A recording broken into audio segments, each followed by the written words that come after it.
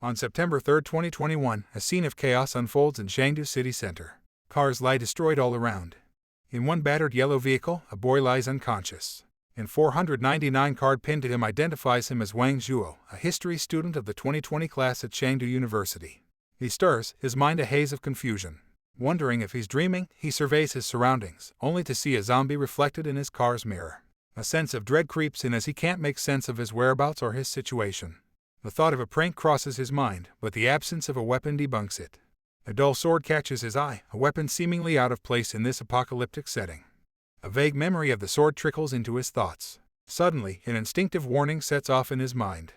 With a swift kick, he forces the car door open, using it as a shield. The ominous sound of an old submachine gun grows closer. Zombies are becoming visible in the distance. Out of nowhere, the armed squad arrives, blowing a zombie's head off. One among them, Zia Ran, relays the situation. They're retreating, but the squad needs to hold on a little longer, running low on ammo and pulling out all the stops. Their leader seems baffled by the sudden zombie outbreak. Yingia, observing from a distance, concludes that the squad, despite their efforts to protect the citizens, is ill-prepared to handle the zombies. Their outdated weaponry and lacking firepower would eventually lead to their downfall. He weighs his options. With no weapon at his disposal, engaging high-level zombies would put him at a severe disadvantage. As the soldiers' ammunition runs out, their leader calls out to Zia Ran. She confirms the completion of the citizens' retreat, leaving them with no obligations. The leader then orders Zia Ran to provide support with her pistol, while the rest engage with their daggers. The soldiers charge into the fray, slaughtering the zombies. Zia, the only one with a bullet left, contemplates shooting herself rather than becoming infected. Suddenly, Wang Jai enters the scene, prompting Zia to question his presence. As the zombies converge on Wang, Zia tries to issue a warning but stops in her tracks as the zombies' heads start falling off. Even their elite warriors could only take down 3 zombies without being bitten, but here was this unknown boy, facing a horde of 30, maybe 50 zombies. Zia is left wondering about the identity of this mysterious savior. He scans the aftermath, discovering that only one has survived. Retrieving a knife from a downed soldier, Wang utters his gratitude before hurtling the dagger into a zombie, swiftly initiating his counterattack. As though wielding a master's skill, he beheads multiple zombies. Zia watches, disbelieving the surreal turn of events. To Wang, the zombies appear feeble, resembling those freshly infected and mindlessly wandering. When Zia hears him describe the zombies as weak, he introduces himself as a cleaner for the World Evolutionary Association team. Identifying himself as Wang Jai, with code 5379, he reports the completion of his rescue mission and requests her cooperation. The bewildered Zia thanks Wang for his help but expresses her ignorance about what support he requires. Wang, with an air of confidence, assures her that his assistance is simply expected. Zia reveals her military affiliation, showing Wang her ID. Upon seeing her old-fashioned military ID, Wang is left puzzled, noting that such identification hasn't been used for ages. Observing the antiquated police uniform and the zombies, beginner wanderers, the weakest of their kind, Wang falls into deep thought. Zia questions his sudden solemnity. When Wang inquires about the current date, she discloses it to be September 3, 2021, triggering his curiosity. Wang maintains a relaxed exterior, dismissing her concern, but internally, he is thrown into turmoil. He finds himself transported 10 years back to the onset of the apocalypse, the shift from the old world to the new. On this day, a disruptor known as the unknown alien meteorite made landfall in several parts of the globe. Due to their inadequate adaptation capabilities, many people succumbed to sleep, with over half the world's population transforming into zombies or monsters. But the alien technology eventually penetrated Earth, creating multiple evolution zones stocked with evolution crystals, promoting human evolution. Wang had been one of those who secured an evolution crystal and evolved. Although his evolution merely enhanced his physical capabilities, it enabled him to combat the disruptor. However, he recalls an additional capability. Upon his death, he could journey 10 years back in time, retaining the physique of his future self. As he is lost in thought, Zia's shout diverts his attention skyward. The light in the sky has intensified, producing an unprecedented aurora even in the Arctic. Wang affirms his suspicion. It's the advent of the evolution era. If his memory serves him right, the first of the world's 7 evolution zones, the only one in East Asia, is about to manifest in Chengdu City's northern area. As Zia comments on the breathtaking lights, she wistfully notes that they could have been more enjoyable under less dire circumstances. Addressing Captain Zia Ran formally, Wang cites her full military credentials before introducing himself as a fellow second-year student, but at Chengdu University, studying history. Skeptical, Zia finds it hard to believe that a liberal arts student could possess such formidable combat skills. She insists on seeing his student ID. Wang casually states that his ID is in the car, but Zia presumes he's bluffing and that there's no ID. She's incredulous at the sight of an ordinary second-year student driving a car, armed, and demanding support from a police officer. Wang brushes off the significance of the student ID. In her mind, Zia deduces that he's not a student, but a high-ranking military officer on a covert mission, posing as a student. When Wang shows her his ID, she's taken aback. After looking at Zia's ID, Wang urges her to hurry up since they need to depart swiftly. Caught off guard by Wang's boldness, Zia questions him about his mode of transport. He states his intention to head to the north area, a dangerous zone for her. Reassuring her that he's eliminated all the zombies in the vicinity, he advises her to seek refuge in a shelter. Zia finds his plan to venture into the zombie-infested north area suspicious. She surmises that Wang must be a high-ranking military officer undercover, but if he chooses to deny it, she's content to play along. Zia asserts that as a military officer, it's her duty to protect the citizens, so she must accompany him. Nonetheless, Wang brushes her off, bidding her goodbye. As he starts to leave, Zia pleads with him not to go. Wang, lowering the car window, inquires whether she can drive. Since he's unfamiliar with driving this old model of car, and military vehicles are even more complex, Zia takes over driving. She speculates that his lack of driving skills suggests he's a higher up in the military who has no need to drive. Wang's gaze on her makes her self-conscious and she assumes he's checking her out. When Wang asks her to halt the car and exit, she recalls his earlier admission of not knowing how to drive. Realizing he'd been observing her driving, not her, she's mildly embarrassed. Wang apologizes and informs her that they might be late at this pace. Confused, Zia asks him what they're late for. With that, he accelerates the car to a frightening speed. Zia is gripped by terror, claiming that even a seasoned driver of 30 years wouldn't dare to drive at such a reckless speed. She's amazed at how competently he's driving despite having just learned. As they drive into the danger zone, Wang advises Zia to brace herself because he's about to show her the new world. Zia laments that if they had managed to break through earlier, they could have refueled and restocked their ammunition in the car. Out of nowhere, a figure appears, startling Zia. Wang cautions her to stay vigilant as they're nearing the north area, which is a hot spot for danger. Zia accepts his command as though he's her superior officer. Curious, Zia inquires why he's headed towards the north area and if he has family there. Wang shares that he has no family, to which Zia responds with sympathy. She explains that their original mission was reconnaissance, but when they encountered civilians surrounded by zombies, their objective changed. The Northern Lights emerged a couple of hours after the zombies and raised suspicions among the high-ranking officials who ordered Zia's team to investigate. Wang interprets the Northern Lights as a sign of the evolution area. He reflects on how he missed the closest evolution area in his previous life and vows not to let this chance slip away. He asks Zia for the time, and she checks his phone, reporting that it's 4:50 p.m. Wang acknowledges that at 5 p.m., the evolution area will undergo evolution, triggering a force field around the light that bars entry. He tells Zia that they need to reroute. He swerves the car onto another path. Zia protests, citing the swarm of zombies ahead and the potential risk of slowing down if they hit any. Wang inquires whether the car has a machine gun. Zia affirms, but she's frightened and uncertain about his intentions. With Wang manning the machine gun atop the car, the zombies fall one after another, and to Zia's astonishment, they don't hit a single zombie. He instructs Captain Zia not to touch the steering wheel and only focus on accelerating. With a twist in the road up ahead, Zia pushes down on the accelerator and barrels straight ahead, veering off course. As the clock strikes 5 p.m., the light begins to diffuse. They crash into the sand and Zia steps out of the car, bewildered at the sight of their urban city transformed into a desert. Wang confirms that they've arrived on time, to Zia's confusion. Suddenly, in front of them stand a sphinx and a pyramid. Zia is taken aback, questioning what's happening. Wang tells her to listen carefully, and then a voice echoes in everyone's minds. Wisdom civilization, protection plan activated, evolution area have been formed. Wang can't help but rejoice at their timely arrival, while Zia and the other humans within the area are left in a state of perplexity. The echoing voice continues, delineating the terms of the evolving area. It speaks of the changing environment, the crystal protectors, and the criteria needed to release the evolution area. Wang clarifies that this voice was transmitted into everyone's minds, and this power allows people to track an evolution crystal in the given area. He further explains that the surrounding region is now cut off from the rest of the world. Seeing Zia's confused expression, Wang elaborates on the 3 ways to exit the evolution area.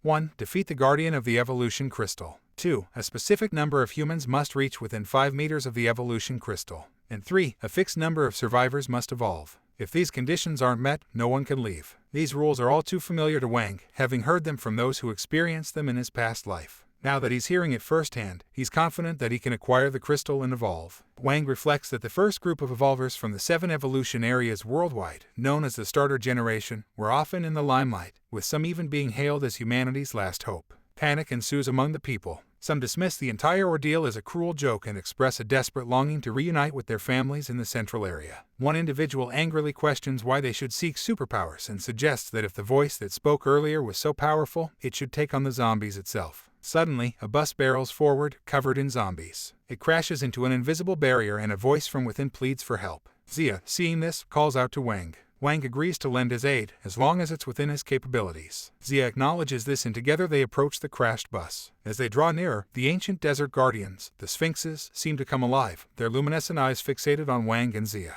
Within the bus, the scene is chaotic. A teacher has turned into a zombie, while a young girl named Zui Yu is forced to confront him. A blonde girl blames Zui Yu for their predicament, claiming that had she not brought them onto the bus, they would not be in this mess. Despite her terror, Zui Yu bravely faces the zombie teacher and pleads for the other girls to help her. As the girls struggle against the zombie, the blonde girl tries to escape, only to encounter another zombie at the bus door. The blonde girl, in her frantic attempt to flee, ends up pushing a zombie towards her friends, causing chaos. In the ensuing struggle, the zombie they were holding back breaks free. Just when the situation seems dire, the bus window shatters and Wang leaps in. With swift precision, he drives his sword through the zombie's head. His actions leave Zui Yu awestruck and somewhat relieved. Wang, taking note of Zui Yu, finds her face somewhat familiar. Zia Ran, following Wang's entry, introduces herself to the girls as the military area's captain and urges them to follow her due to the perilous situation. Suddenly, a huge stone crushes the blonde girl who was running away from the bus, causing panic among the rest of the girls. They all watch in horror as the stone turns out to be the moving paw of the Sphinx statue.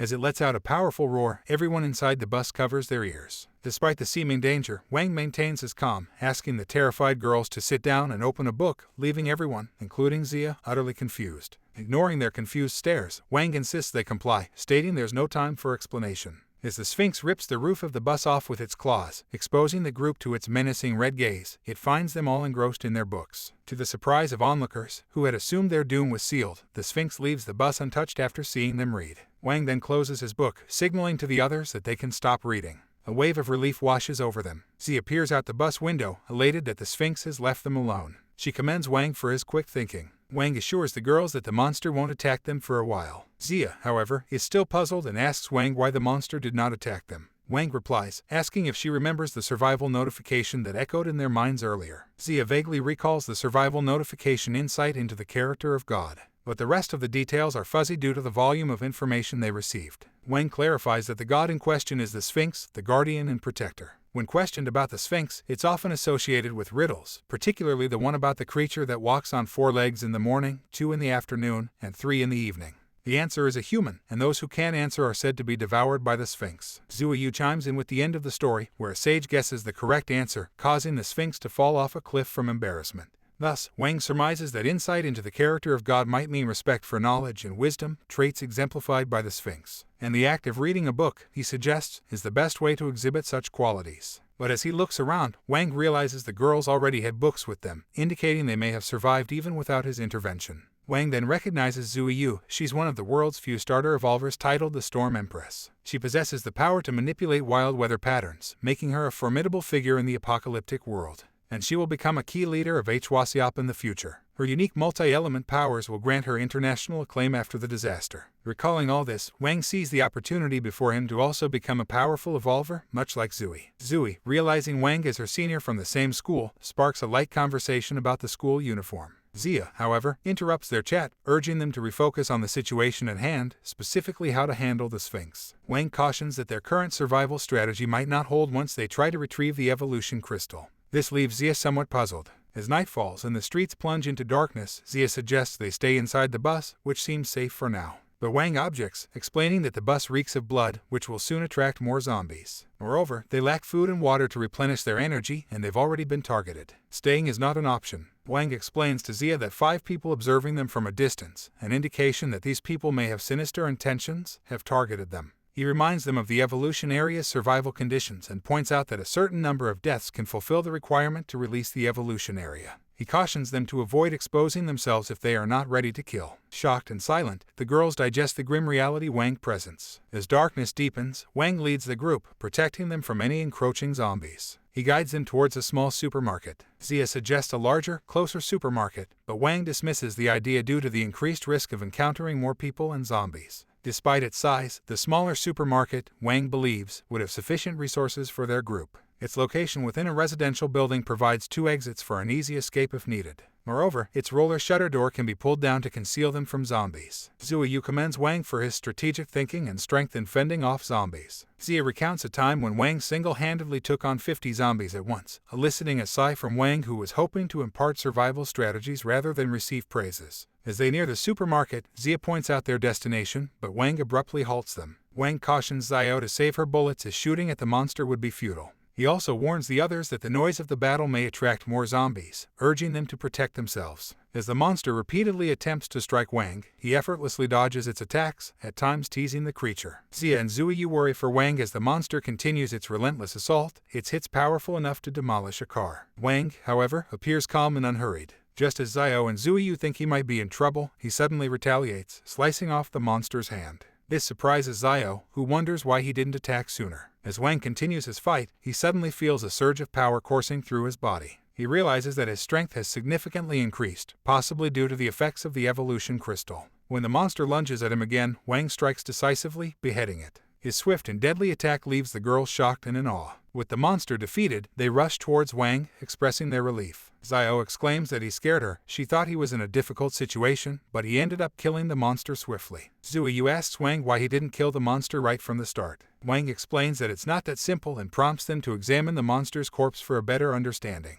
Xiao seems somewhat disgruntled, while Zuiyu looks at the corpse intently. The other 2 girls, however, appear nauseous at the sight of the sliced monster. Noticing this, Xiao asks Zuiyu if she isn't scared. Zua admits to her fear but asserts that understanding the enemy is more valuable than succumbing to fear. Wang is impressed by Zua's resilience, which is fitting of her future role as a leader. To reassure her, Wang takes Zua's hand and promises to protect her. Together with Xiao, they examine the monster's corpse, and Wang explains that the creature's body structure had changed drastically within a day, becoming tougher and akin to metal. This transformation rendered bullets and most swords ineffective. Wang reveals that he found the monster's joints to still be vulnerable, which led to his victory. Considering the risks they still face, Wang urges Xiao to hold off on reporting back to headquarters. He explains that with the monster dead, other zombies would start to converge in their area, and they need to leave as soon as possible. Once safe, the group settles down for a meal in the dim candlelight. Wang cautions them to conserve their limited resources, emphasizing that the candles are rare and valuable. He also proposes that they prioritize eating food items nearing their expiry dates. Xiao, who has experience with military rations and field cooking, volunteers to cook. She insists on leaving untouched canned food and similar supplies that have longer shelf lives. Wang offers his help in the kitchen but is asked to rest by Xiao and Zua, who manage the cooking themselves. Wang is delighted with the meal, especially noting the use of spices, a luxury he expects will become rarer and more valuable in the future. Despite Xiao's urging him to eat more meat to regain his strength, Wang insists on eating vegetables and advises the others to do the same.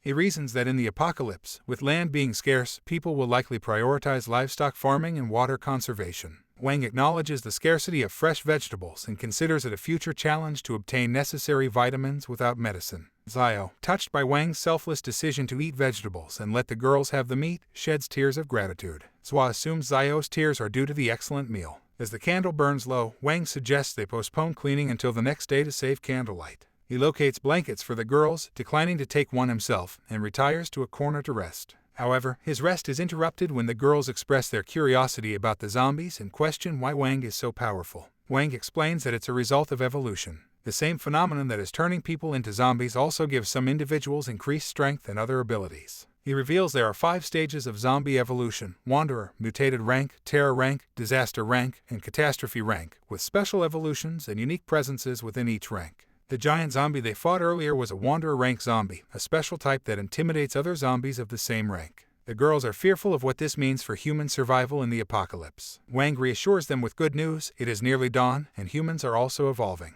Fast forwarding to the next morning, Wang leads the group, followed by Xiao armed with a knife and Zua with a stick. Wang informs the girls that they will also evolve to survive and explains the evolution effect of the crystals. He proposes they should move towards the crystal field and train to fight zombies, to which Xiao and Zua hesitantly agree. However, the other 2 girls refuse, fearful of the danger, and are left behind as the rest of the group moves forward. Suddenly, a zombie appears in their path. Wang instructs Xiao and Zua to halt as they encounter a large zombie, which he quickly eliminates. This event surprises the girls, but it also helps Wang recover some of his energy. He notices more zombies nearby and instructs Xiao and Zua to handle 2 smaller zombies. Zua's hesitation leads Wang to ponder whether he has been too protective, causing the girls to become overly reliant on him. Acknowledging Zhua's fear, he reassures her that the day-night transition will weaken the zombies, and he promises to protect her. Stirred by Wang's encouragement, Zhua resolves to stand strong, recognizing that she needs to face her fears to remain alongside Wang in the apocalypse. As the zombies attack, Zhao successfully eliminates her target while Zhua, after initially struggling, manages to dispatch her opponent. However, Zhua is disturbed by the act of killing, to which Wang sympathetically responds. He reminds her not to pity the zombies in this apocalyptic world, a reality she reluctantly accepts.